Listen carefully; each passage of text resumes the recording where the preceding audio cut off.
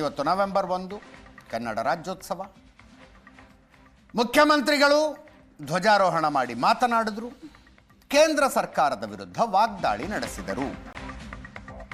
ಕನ್ನಡ ಭಾಷೆಯ ಮೇಲೆ ಕೇಂದ್ರ ಸರ್ಕಾರ ಮಲತಾಯಿ ಧೋರಣೆ ತೋರಿಸ್ತಾ ಇದೆ.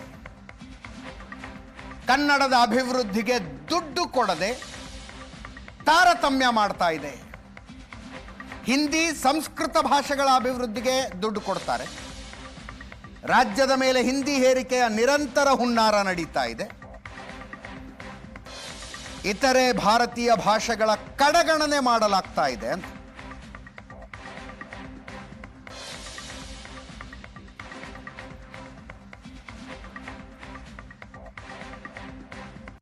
ಒಕ್ಕೂಟ ಸರ್ಕಾರವು ಕಳೆದ ಕೆಲವು ವರ್ಷಗಳಿಂದ ಮಲತಾಯಿ ಧೋರಣೆಯನ್ನು ತೋರುತ್ತಿದೆ.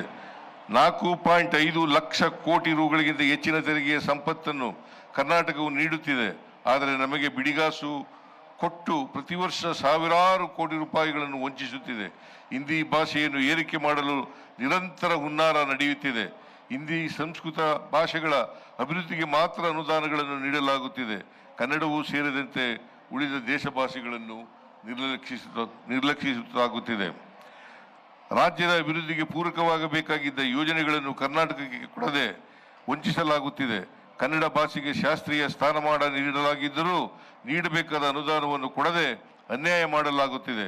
ಕರ್ನಾಟಕ ವಿರೋಧಿಯಾದ ಎಲ್ಲವನ್ನೂ ವಿರೋಧಿಸಲೇಬೇಕಾಗಿದೆ. ಕನ್ನಡ ಭಾಷೆಯ ಮೇಲೆ ಕೇಂದ್ರ ಸರ್ಕಾರ ಮಲತಾಯಿ ಧೋರಣೆ ತೋರಿಸ್ತಾ ಇದೆ. ಕನ್ನಡದ ಅಭಿವೃದ್ಧಿಗೆ ದುಡ್ಡು ಕೊಡದೆ ತಾರತಮ್ಯ ಮಾಡ್ತಾ ಇದೆ. ಹಿಂದಿ ಸಂಸ್ಕೃತ ಭಾಷೆಗಳ ಅಭಿವೃದ್ಧಿಗೆ ದುಡ್ಡು ಕೊಡ್ತಾರೆ. ರಾಜ್ಯದ ಮೇಲೆ ಹಿಂದಿ ಹೇರಿಕೆಯ ನಿರಂತರ ಹುನ್ನಾರ ನಡೀತಾ ಇದೆ.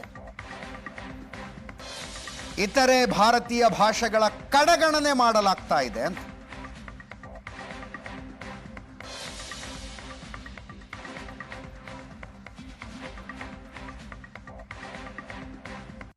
ಒಕ್ಕೂಟ ಸರ್ಕಾರವು ಕಳೆದ ಕೆಲವು ವರ್ಷಗಳಿಂದ ಮಲತಾಯಿ ಧೋರಣೆಯನ್ನು ತೋರುತ್ತಿದೆ.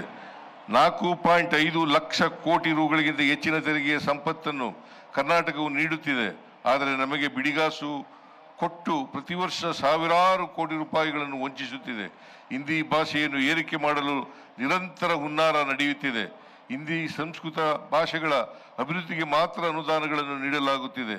ಕನ್ನಡವೂ ಸೇರಿದಂತೆ ಉಳಿದ ದೇಶ ಭಾಷೆಗಳನ್ನು ನಿರ್ಲಕ್ಷಿಸಲಾಗುತ್ತಿದೆ. ರಾಜ್ಯದ ಅಭಿವೃದ್ಧಿಗೆ ಪೂರಕವಾಗಬೇಕಾಗಿದ್ದ ಯೋಜನೆಗಳನ್ನು ಕರ್ನಾಟಕಕ್ಕೆ ಕೊಡದೆ ವಂಚಿಸಲಾಗುತ್ತಿದೆ.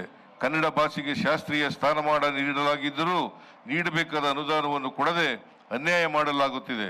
ಕರ್ನಾಟಕ ವಿರೋಧಿಯಾದ ಎಲ್ಲವನ್ನೂ ವಿರೋಧಿಸಲೇಬೇಕಾಗಿದೆ. ಇದರೊಂದಿಗೆ ಇವತ್ತಿನ ಪಾರ್ಟಿ ರೌಂಡ್ಸ್ ಮುಗಿಸ್ತಾ ಇದ್ದೀವಿ.